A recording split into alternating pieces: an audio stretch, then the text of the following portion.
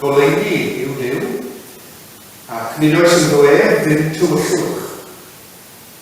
Mae'r goleuni yn llewyrchu yn y tywyllwch, ac nid yw'r tywyllwch wedi ei drechu e. Mae'r goleo'r ganwyll yn yn atgoffa ni o bresenoldeb Duw gyda ni, o'r goleuni sy'n dal i ddywynu dwystedd tywyllwch y byd, ac o'n galwad minne i fod yn oleadau yn y byd. O'n i fyddio. O ddiwyd tad, diolchwn am galw'r hyd i Oedfa, ac i newydd goleuni di yn dy air a thrwy dy fab Iesu. Gweddiwn bydd yr Oedfa yn goleo'r meddyliau a'r calonau i ddilynad o'r newid y bwriadau di ar gyfer bywyd y blant ledled dread. Fel y gallwn ni, yr wythnos newydd yma, roi pwysau tu ôl i bob ymdrech i ddod â goleuni Crist i ganol sefyllfaoedd tywydd y byd. Fel y bydd rhywrai, gweithna bod trais a gormes, dynnes yw'r dyn a gryfo'r natur, yn dal gafel ar ddyddiedyn o obaith yn wyneb bob tro, ac yn canfod llewyrch yr un sydd o hyd yn oleunu'r byd, yn niwch ei nos. Doeddwn nhw'n hyn yn enw Iesu, a dysgodd i alw arna drwy ddweud, ein tad, yr hwnnwyd yn enw, a ddiliad yn enw, deled y ddeilys, neled y ddeilys, megis yn enw, felly yn enw, roedd i'n ddiwyd y fan a fan i'n enw, fel y ddeilyn a'n enw, ac mae hwn yn enw, eich yw'r ein ymwneud, ac yn sy'n o'r hyd o'r ddeilys,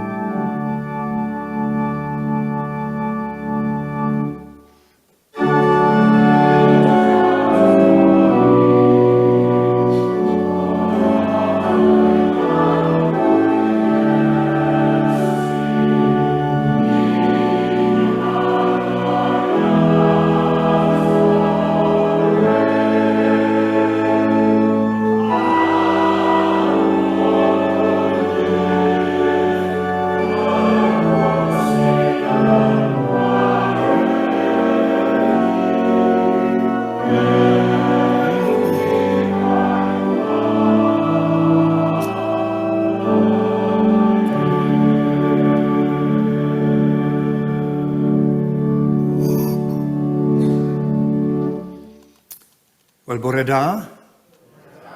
Croeso cynnes i'r Oedfa. Mae'n braf cael bod yng nghwmni'n gilydd unwaith eto. Gawn ni wrando nawr ar goeddiadau'r Sul, ac yna fe dderbynir yr offrwm.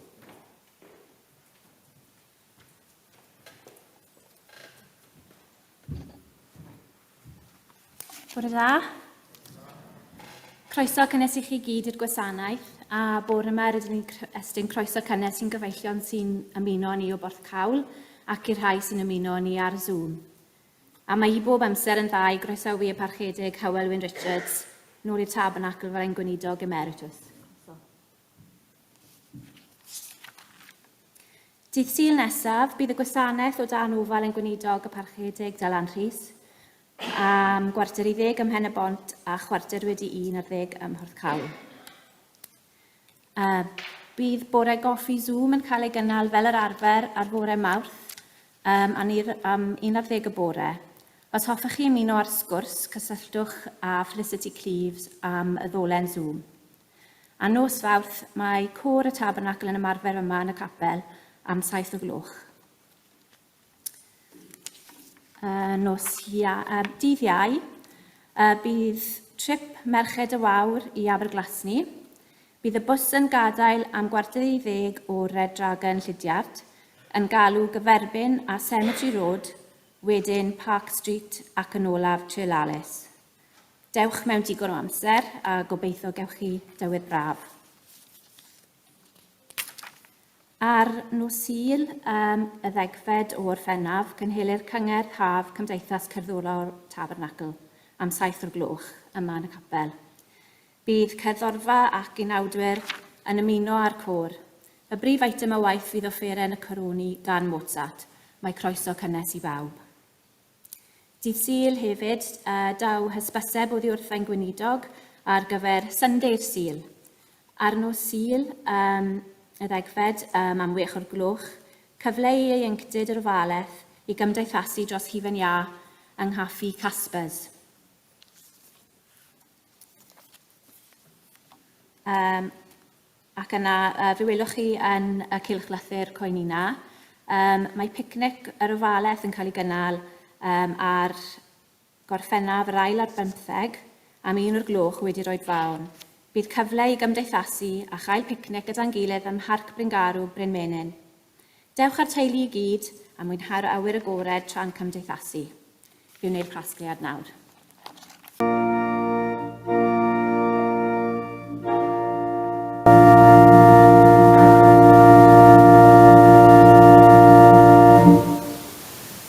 Diolch o arglwydd yn Duw am gyfoeth y cofio i ni cydnabod nhw o newydd y bore yma ac mewn diolchgarwch yn cyflwyno'r hofion syml hyn ac gwasanaeth eglwys ti bod y fendith arnyn nhw am defnydd ni ohonyn yn enw Iesu Grist. I ni'n troi nawr at emyn o Caniedydd yr Ifanc, ond mae ar y sgrin ar y cyfer chi. Ciliodd pob seren draw o'r ffurfafen, gwenu mae'r heilwen ar doriad dydd. Llysiau a blodau pawb yn dihuno, golau sy'n agor llygaid y dydd. Yr emyn sy'n ar y sgrin.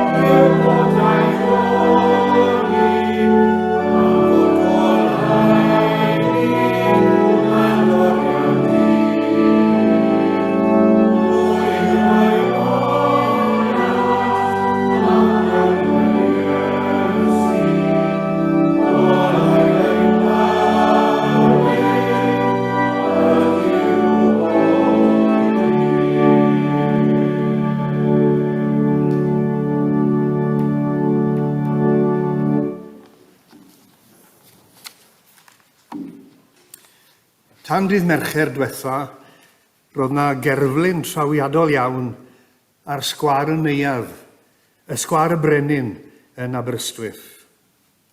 Erbyn heddi, mae wedi cael ei symud i ben bedw. Mae'n siŵr bod chi wedi clywed amdano fe, os nad wedi weld.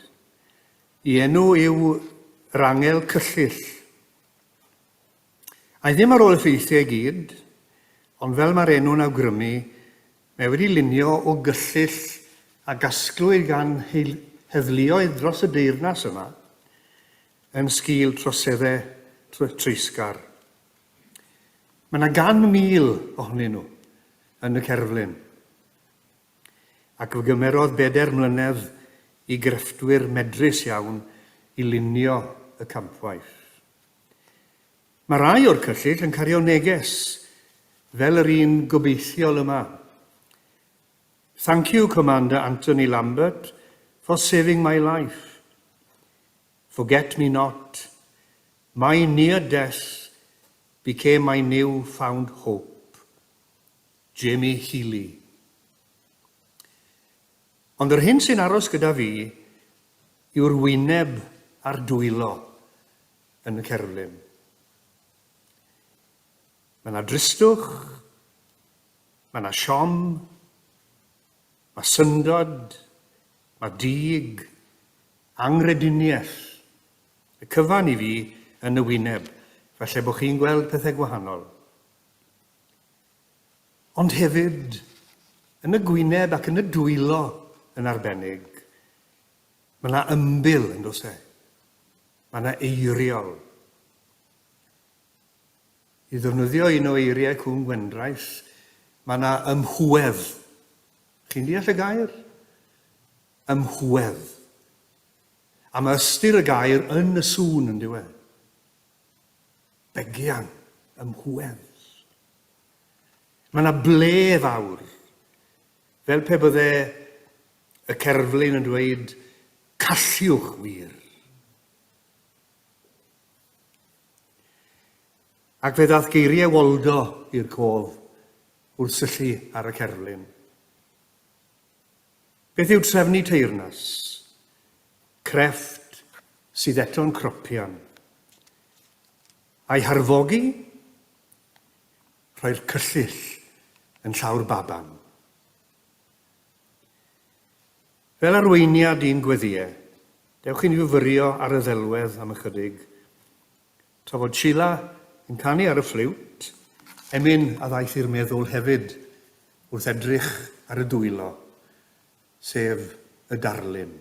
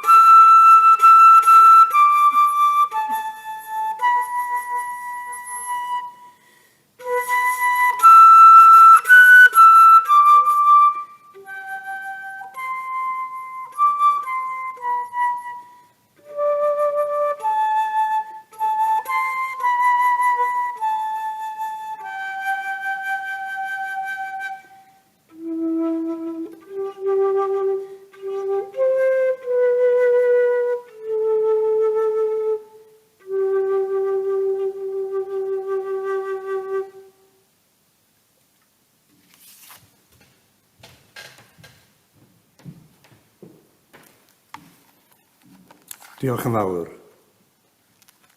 Diolch yn i rannu gweddi. O Dduw ein tad, i ni'n ymwybodol iawn o waith y cyllyll y dyddiau yma. Mae'r darluniau a welwn ni o bell yn codi dychryn, a'r hanesion yn nes adre yn codi arswyd, ac yn achos tristwch llethol wrth sylweddoli ddyfnder drygioni dynol. Gweddiwn yn dair, ar ran pob un sy'n gwybod mwy am dristwch bywyd neu lawenydd, am angyfiawnder na thegwch, am ddrygioni na daioni, am gasineb na charedigrwydd, am brinder na llawnder, am segurdod na swydd, am ddigartrefedd na chysur eilwyd, am unigrwydd na chyfeillgarwch, am salwch na iechyd, am alar na diddannwch, am greulondeb na chariad.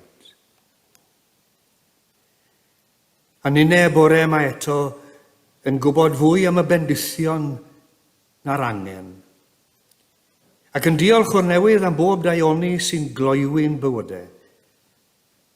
Gweddiwn am y nerth a'r gras i fod yn lamped o leini di, ac yn sianeled y gariad, lle bynnag y bod tywyllwch a thrais. Gweddiwn gydag elfed y bydd golau'r groes yn disgleirio ar uchelfannau'r byd, fel y bydd Iesu yn fwy ei fri o hyd. Oherwydd fe gredwn nine y bydd pob trais a gormes yn darfod i syne, dan wir ddylanwad marwol glwy. Ac felly gweddiwn am ei olau'r groes, dywynu i ddyfnder tlodi dynoliaeth. Gan ddangos gobaith dod drwy'r loes i gyd, a'r ddelw Duw ei hun. Boed gogoniant byth i roen, ar air delynau'r nef, ei groes sy'n gwella'r byd o'i boen, gogoniant iddo ef.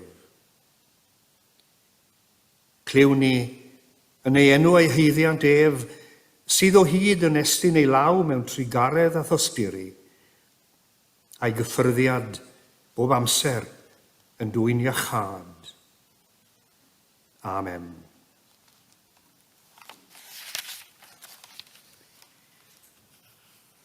Fe unwn ni i ganu emyn 823. Ac yn dilyn yr emyn, mi fydd Iwan Guy yn darllen yr adnodau o'r Hen Testament ar gyfer y sul yma. Ti fi gynt yn gwella'r cleifion, feddig da dan ei pla, trig ar ha wrth dynion. Emyn 823.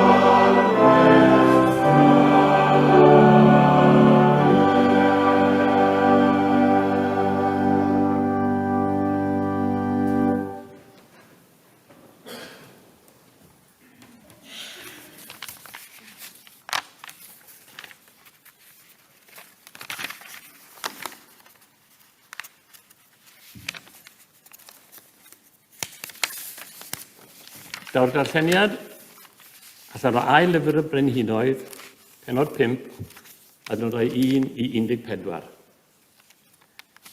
Iachau Naman, pennaeth byddin Syria. Roedd yna ddyn pwysig yn Syria o'r enw Naman, pennaeth y fyddin. Roedd gan ei feistr y brenin barch mawr ato. Drwyddo fe, roedd yr arglwydd wedi rhoi llwyddiant milwrol i wlad Syria, ond yna cafodd y milwr dewr yma ei daro'n wael gan glefyd heintus ar y croen. Un tro, pan oedd milwyr Syria yn ymosod ar Israel, roedd nhw wedi cymryd merch ifanc yn gaeth. Roedd hi'n gweithio fel morwyn i'w wraig Naman. A dyma hi'n dweud wrth ei meistres, dyna biti na fydda'r meistr yn gallu mynd i weld y proffwyd sydd yn Samaria. Gallai ei wella. Aeth Naman i rannu'r gyda'r feistr, y brenin, beth oedd yr eneth o wlad Israel wedi dweud. A dyma frenin Syria'n dweud wrtho, dos yno. Gwna i ysgrifennu llythyr at frenin Israel. Felly i ffwrdd yn Naman, aeth a 340 kilogram o arian, 68 kilogram o aur, a 10 set o ddillad gydag e. A dyma fe'n mynd â llythyr ei feistr at frenin Israel. Roedd y llythyr yn dweud, dwi'n anfon fy ngwas Naman at a ti mwyn i ti ei wella o'r afiechyd sydd ar ei groen. Ar ôl darllen y llythyr, dyma frenin Israel yn rhwygo ei ddillad a gweiddi. Ai Duw ydw i? Oes gen i awdurdod os fywyd am arwolaeth? Neu awdurdod i achau'r dyn yma mae wedi anfon ata i? Gwyliwch chi. Chwilio am esgus i ymosod arno ni mae e. Ond pan glywodd y proffwyd Eliseis bod y brenin wedi rhwygo ddillad, dyma fe'n anfon neges ato. A wedi rhwygo'r ddillad? Anfon e ata i. Iddo gael gwybod bod yna broffwyd yn Israel. Felly dyma Naman yn mynd gyda'i feirch a'i gerbydau a sefyll y tu allan i diel Eliseis. A dyma Eliseis yn danfon neges ato. Dos i ymolchi 7 gwaith yn afon i Orddonen, a bydd y groen i'n gwella, a bydd i'n lan eto. Ond dyma Naman yn gwylltio a mynd i ffwrdd. Ro'n i'n disgwyl iddo ddod allan ata i, a sefyll a gweiddi ar yr arglwydd ei ddiw, symud ei law dros y man lle mae'r afiechyd am gwella i. A beth bynnag, ond ydy'r afonydd Abana a Parpar yn Damascus yn well na holl afonydd Israel gyda'i gilydd. Allwn ni ddim bod wedi ymolchi yn y rheini i gael fy iachau, ac i'w ffwrdd ag e mewn tymer. Ond dyma'i weision yn mynd ato a dweud, Syr, petai'r proffwyd wedi gofyn i ti wneud rhywbeth anodd, ond ni fydde ti wedi ei wneud. Y cwbl mae e'n ei ofyn ydy, dos i ymolchi, a bydd hi'n lan. Felly dyma fe'n mynd ac ymdrochi 7 gwaith yn afon i Orddonen, fel yr oedd y proffwyd wedi dweud. A dyma'i groen yn dod yn lan fel croen plentyn bach.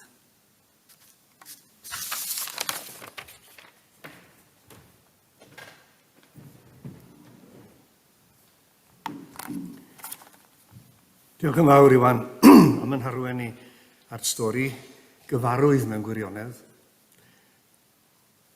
Gai ddiolch hefyd i Sheila ac i Berwyn am i cyfraniad i'r Oedfa yma. We welcome a friend who's joined us for the service. You've realised by now that it is a Welsh language service.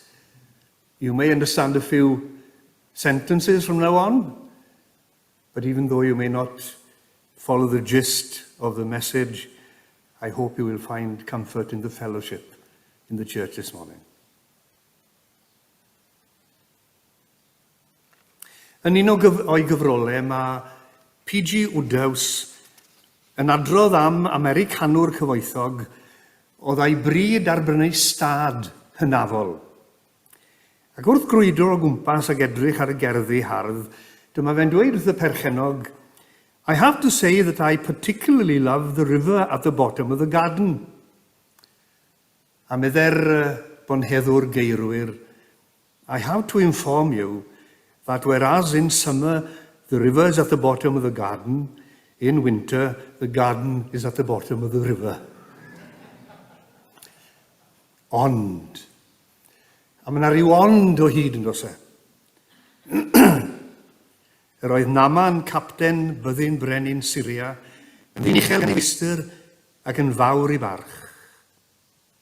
Ond, aeth yr hyfelwr praff yn ŵr gwahanlwyfus. Mae cyfieithiad Bible.net, y darllenodd Iwan ohono fe, yn egluro mae rhyw fath o afiechyd ar y crôn oedd gan Naman. Pe bydde fe'n wahanlwyfus, bydde fe ddim yn cael byw adre o hyd heb sôn am fynd I balas y brenin I weld hwnnw. Mae'n amlwg I fod e wedi colli iechyd, a mae'r afiechyd yn ei flino fe yn fawr. Ac I ni gyd yn deall hynny, yn di ni. Iechyd yw popeth, medden ni. Sawl canodd y weithiau glywes i'r frawddeg yna yn ystod yng ngweinidogeth. A wy'n deall y frawddeg yn iawn. Ac eto, ar hyd y blynyddau, fues I ddim yn gwbl esmwth gyda'r dweud. Oherwydd ymraint I, fel chillau, yw cyfarfod pobl sydd wedi colli iechyd, yn gaeth I gartre gofal, I stafell, I gader, I wely. Ac eto, heb golli dim o'i hoen a'i llawenydd na'i blas ar fyw. Bydd mercher fe dorodd y newydd trist am farwolaeth Dyma'r James yn 20 oed. Ac meddai un pennawd, she taught us how to live and how to die. Diolch am gael adnabod pobl a serenedd yn torri ohonyn nhw gweitha I hamgylchiadau. Iechyd yw popeth. Ie, ond mae yna iechyd sy'n ddyfnach na iechyd corfforol yn dos e. Iechyd sy'n bwysicach yn y pen draw. Mae Naman wedi colli iechyd ac yn barod I dalu mewn bynnag sy angen mwyn I adfer. Ond mae'n darganfod wrth gwrs nad yw'r holl arian ddim yn gallu prynu iechyd yn ôl iddo fe. A'r hyn sy'n drawiadol yn y stori yw gymaint o bethau eraill sydd yna na ellir I prynu gan arian. A dilyn y trywydd yna I ni am wneud. Mae Naman yn dost, mae popeth ar ben. Ond yn y palas, mae yna geithferch ifanc sydd wedi chipio yn ystod cyrch milwrol ar Israel. A mae'n sôn wrth I mistres am broffwyd yn Samaria, byddai'n gallu gwella I meistr. Ac ar ei gair hi, mae Naman yn mentro at y brenin, ac yn cael llythyr at frenin Israel yn gofyn am help. Nawr, y cwestiwn sy'n codi I fi yw, pam bydd y geithferch mor barod I helpu? Doedd ddim reswm y byd iddi wneud, nag oedd. Wedi chipio o'i chartre oddi wrth I theulu, I cheraint, yn gweithio fel slaf yn llythrenol felly, yn y palas, heb unrhyw hawliau na gurddas o gwbl. Cyfri dim. Hawdd fydde dweud dim. A gadael I Naman ddiodde, fel yr oedd hi'n gwneud. ond mae'n rhannu'r wybodaeth fydd yn newid bywyd Naman. Pam? Beth sy'n ei chymell chi? Wel, beth ond i chydymdeimlad a'i chydlyniad gyda chyd ddioddefwr. Caredigrwydd i chalon a heilioni i hysbryd, mae'n tosturio wrth Naman. A allwch chi ddim prynu peth felly, na allwch chi. Mae caredigrwydd a heilioni a thosturi yn amrisiadwy. Meddai un awdur, human suffering makes the whole world kin. Dwi ddim yn siŵr am yr whole world, ond i ni'n deall y dweud yna hefyd yn dyn ni. Faint o ddaioni sy'n cael ei gyflawni yn ein cymdeithas ac yn ein byd am fod na ryw rai yn tosturio wrth eraill yn ei hangen a'i trueni. Mae'r tosturi hynny'n gallu cymryd llawer ffyrdd, ond mae e bob amser, os nad yn newid amgylchiadau, yn newid bywydau.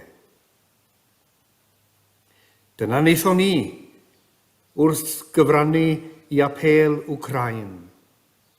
Tosturio. A dyna fyddwn ni'n gwneud yn gyson wrth gefnogi gwaith elusennau sy'n dod ar yn gofyn ni o hyd.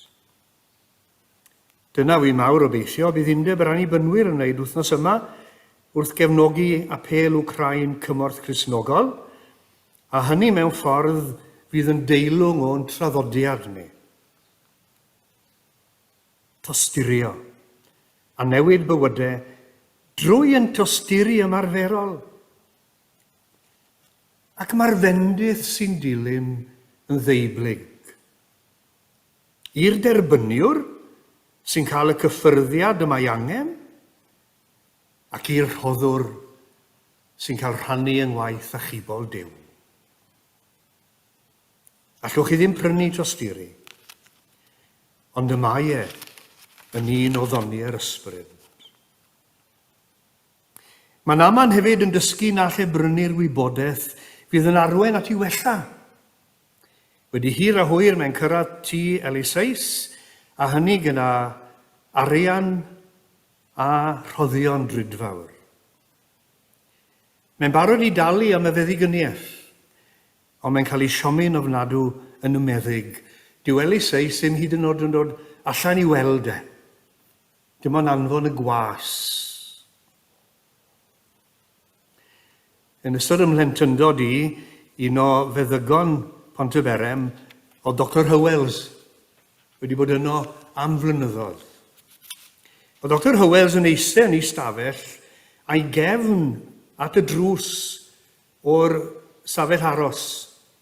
Ac ar y wal o'i flanau, oedd na ddrych mawr. A dde fe'n gweiddi nesaf, a dde'r drws yn agor, a dde fe'n edrych yn y drych a dechrau sgwennu, a cyn bod y claf yn eistedd, oedd e'n rhoi presgripsiwn dros ei ysgwydd a gweiddi nesaf. Oedd e'n nabod i bobl yn dod. Os oedd angen, na fe, angen gwirioneddol oedd e'n deall. Ffromodd Naman, ac aeth i ffwrdd a dweud, meddyliais y byddai o leia'n dod allan a sefyll a galw ar enw'r arglwydd Dduw, a symud i lawr dros y fan a gwella'r gwahandlwydd. Dyw e ddim hyd yn oed yn dod i'r golwg. A mae Naman yn sylweddoli nad yw ei statws na'i gyfoeth yn menu dim ar Eliseis. Ac meddai un esboniwr, mae'n dysgu gwers oesol. Y gall arian brynu cwmniaeth, ond ni all brynu cyfeillgarwch. Gall brynu tŷ, ond nid cartref. Gall brynu gwybodaeth, ond nid oethineb. Gall brynu fuddod, ond nid teyrngarwch. Gall arian brynu arbenigedd meddygol, ond ni all brynu a chad. Gall arian brynu gweithredoedd da, ond ni all brynu ffydd. A'r un peth sydd gan Eliseis yw ffydd. Ffydd yn gallu Duw nid yn unig i wella, ond i achau. A dyna angen penna Naman, fel pob meidrolyn arall, i achad y nyfnder calon ac enaid. I achad, a fydd hi'n gwneud hi'n bosib iddo fyw gyda'i amgylchiadau, hyd yn oed i afiechyd os rhaid. A mae Naman yn dod i sylweddoli na all brynu yr hyn mae eisiau, ond mae hefyd yn dod i ddeall fod yna bris i'w dalu am gael yr hyn mae angen. A'r pris i'w ymolchi 7 waith yn yr Iorddonen, a dyw Naman ddim yn gweld hynny'n ddigon o bris. Ond nid yw Abana a Pharphar a fonydd Damascus yn well na holl dyfroedd Israel? Ond ni allwn ymolchi yn ddynt hwy a dod yn lan? Ond nid mater o gymharu yn aill afon a'r llall yw hi, ond mater o ofyn prin sy'n cwrdd ar angen. Roedd gan yr Iorddonen arwyddocad ysbrydol y mywyd yr Israeliad. Roedd yn lle croesi i wlad newydd, yn lle iachad ac adnewyddiad ac adferiad. A'r Iorddonen yn y stori sy'n cynrychioli y grym dwyfol sy'n llifo i ganol bywyd dyn iachad. A'r pris am iachad yw ffydd ac ymddiriedeth yn niw. Rhai blynyddoedd yn ôl fe ymwelodd Matthew Paris, chi'n cofio'r enw, cyn aelod seneddol ceidwadol ac anffyddiwr o argyhoeddiad, fe ymwelodd a gwlad Malawi, lle treuliodd i blentyndod. Ac yn dilyn yr ymweliad, fe ysgrifennodd erthygl ac a'i ddyfynnu ran ohoni. Fe margyhoeddwyd o'r cyfraniad anferth y mae efengylu Cristnogol yn ei wneud yn Affrica. Arferwn wfftio hynny. Mae'n biti meddwl fod iachawdwriaeth yn rhan o'r pecyn. Ond mae'r ffydd sy'n cynnal y cenhadwr yn cael ei throsglwyddo hefyd i'w braidd. A dyna'r effaith sydd mor eithriadol bwysig, a'r hyn na allaf beidio a sylwi arno. Mae'r Cristnogion sy'n gweithio yn Malawi yn iachau'r cleifio, yn dysgu pobl i ddarllen ac ysgrifennu.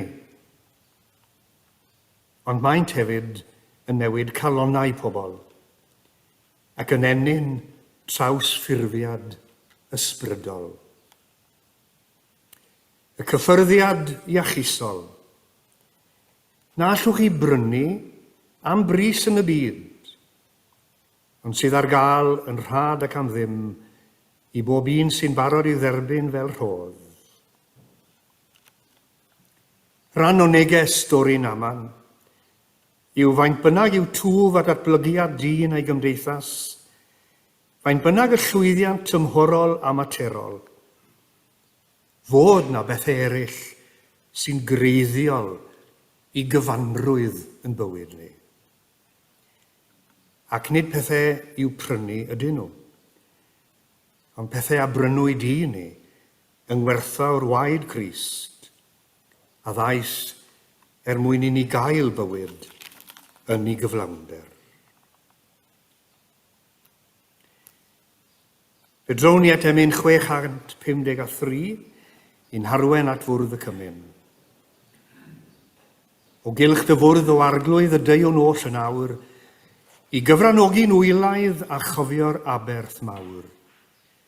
Gad i ni weld y dwylo di halog yn y wledd, can syllu ar ei clwyfau a ddwg i'n henaid hedd. 653.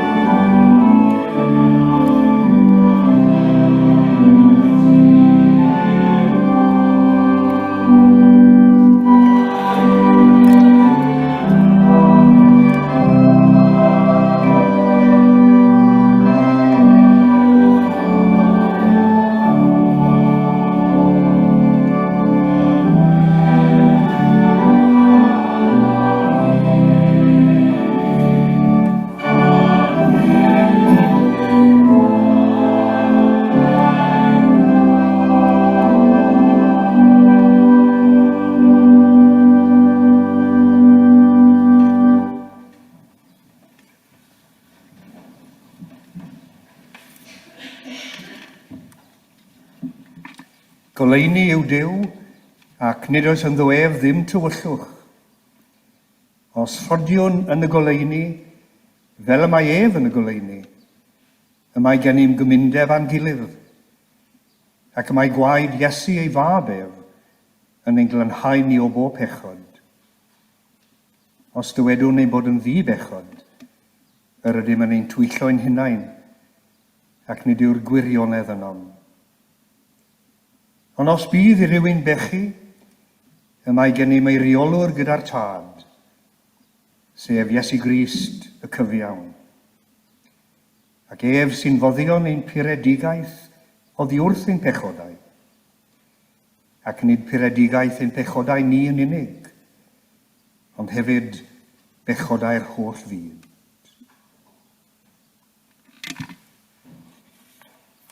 Adroddiad yr Apostol Paul o sefydlu yr ordyn had. Oherwydd y dderbyniais i oddi wrth yr arglwydd, yr hyn hefyd a draddodais i chwi, i'r arglwydd Iesu yn os y bradychwyd ef, gymryd bara. Ac wedi iddo ddiolch, fe'i torodd a dywedodd, hwn yw fy nghorff sydd eich mwyn chwi, gwnewch hyn cof amdanaf.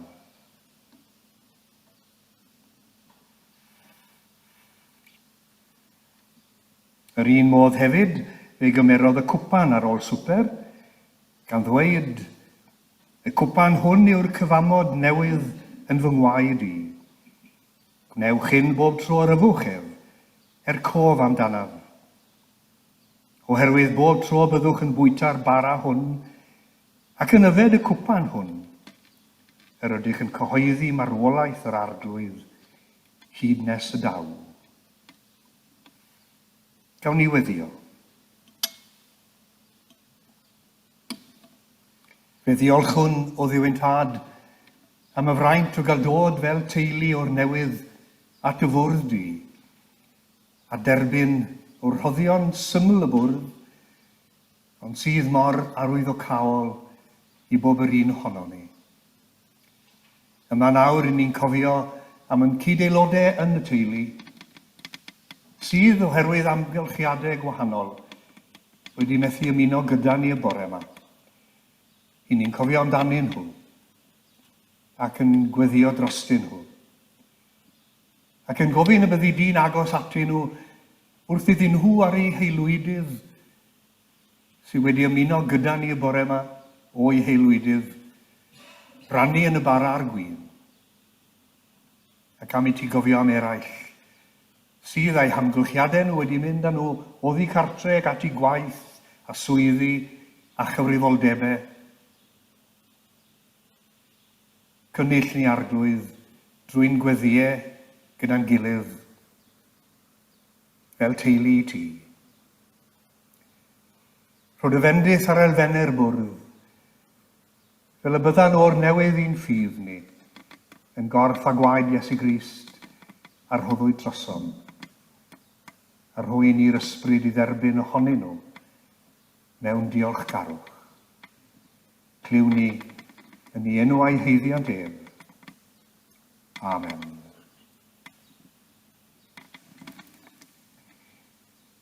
I ni'n cofio mai bwrdd yr arglwydd yw hwn, a fod na wahoddiad i bawb i ymuno gyda ni yn y rhannu o'r elfennau cof am Iesu. This is the Lord's table, and all are invited in his name to share in the bread and wine in remembrance of him. Ewch felly, a'r henwch i'r teulu sydd yn hyd.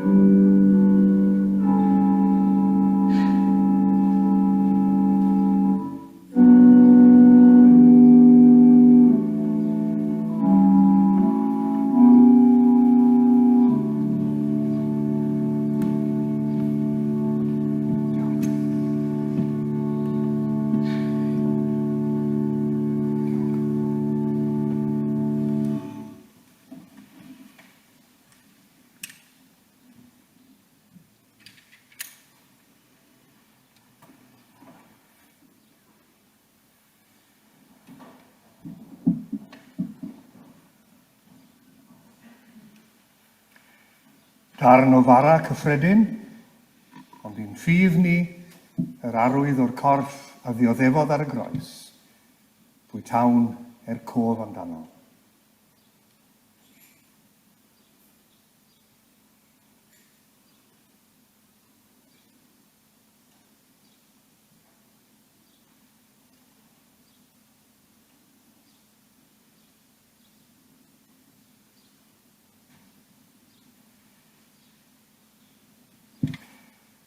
Cwpan yn arwydd o'r cyfamod newydd a wnaed drwy'r un ar oes ei hunan drosom ni.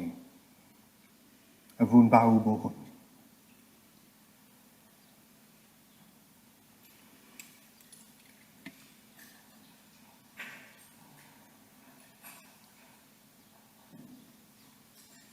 Derbyn yn diolch o Dduw ein Tad am yn cynnal ni o hyd mewn gymaint o wahanol ffyrdd. Diolch am gynhaliaeth gorfforol. Diolch am gynhaliaeth drwy deulu a sylwys, a chyfeillion a chydnabod. Diolch am gynhaliaeth ysbrydol drwy dair a thrwy ysbryd. Am yr rhoddion hyn i gyd rhwng glod i ti. Amen.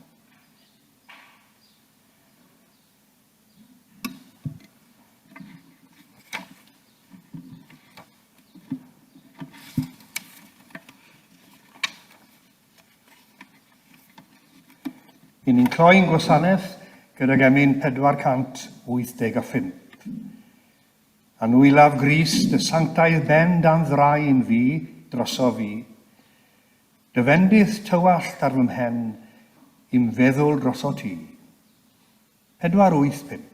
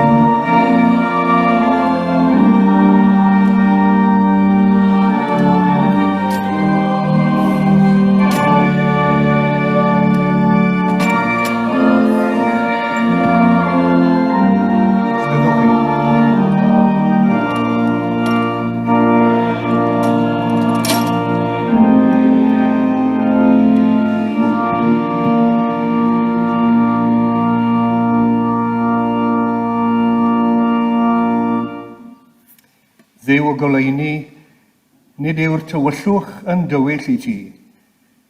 Llewyrcha yn ein tywyllwch o leini ein bywyd. Lle bynnag y mae'n dywyll, boed eith o leini dydd o da gobaith ac iachad. Llewyrcha yn ein tywyllwch o leini ein bywyd, fel bo golau cariad Iesu yn disgleirio dros y byd. Amen.